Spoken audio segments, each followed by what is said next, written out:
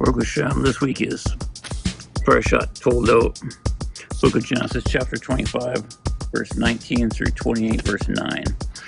And that means it's time to plant garlic. When you break the cloves open, you want to be careful to try to keep the outer shell on them. Don't break the peel like that if you can. Not the end of the world, but in this Torah portion is where we meet the physical human embodiment of evil, Esau. God calls him Edom. Right before Esau sells his birthright for a bowl of red lentils, when you plant them, plant the point up and the stub into the dirt, because that's the only way the roots are going to grow. Plant it upside down, it's not going to grow too well. Book of Genesis, chapter 25, verse 30. Esau said to Jacob, "Pour into me now some of that very red stuff, for I am exhausted." Therefore his name is called Edom. Aleph, Dalet, Vav, Mem, from the same root as the word Adama, the ground. He embodied the physicality, the coarseness, as it says in the book of Genesis, chapter 2. And God formed man from the dust from the ground. And rather than overcoming his physical lusts, Esau gave in to everything his heart desired, all the physical lusts. He knew the truth, and he did nothing to follow it. We plant them in between these rows of carrots, and Baruch Hashem, it works out pretty good. Stick them in there, like I mentioned last year. You don't have to plant them too deep unless you get a lot of freeze and thaw where you're at. Then you might want to put them an inch below the soil or something like that. And garlic doesn't like competitors. They don't like weeds. So you got to get rid of all the junk.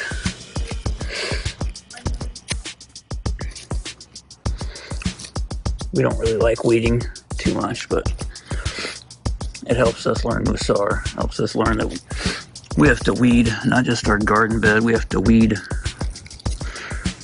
all the bad character traits out of our soul, all the laziness, all the anger, all the jealousy, all the greed. Yeah, there's some greed right there. Get out of there. Gotta be generous.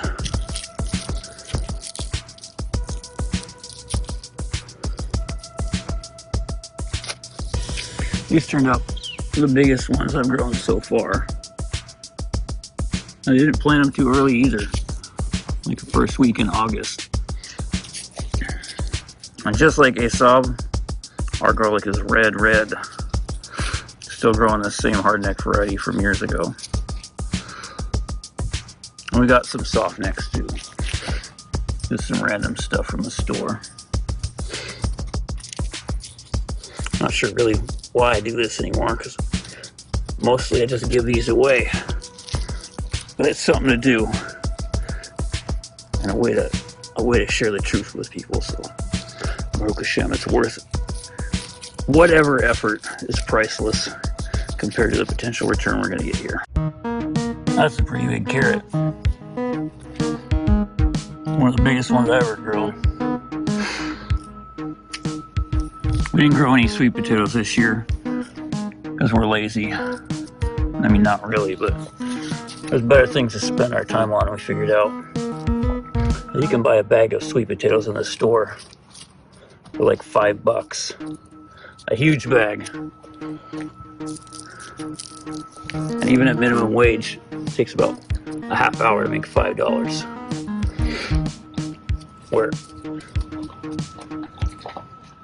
growing them yourself, at least in our experience, takes hours and hours and days and a ton of effort. But that effort is priceless if you learn to save your soul. Speaking of things that you can learn from the dirt and gardening, generally It's best to plant them when, like we said, when they're whole and when they're in good condition. But just like with a human being's soul, after they've committed sins and their soul has become stained and encrusted, God will make a miracle if we put forth the effort to fix ourselves.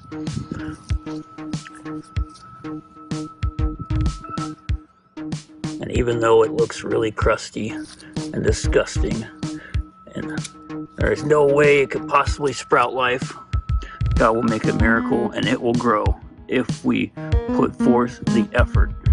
And I hated Esav and made his mountains desolate. If Edom thinks, though crushed, we can rebuild the ruins again.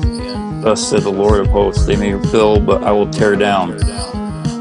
And so they shall be known as a region of wickedness, the people damned forever of the Lord.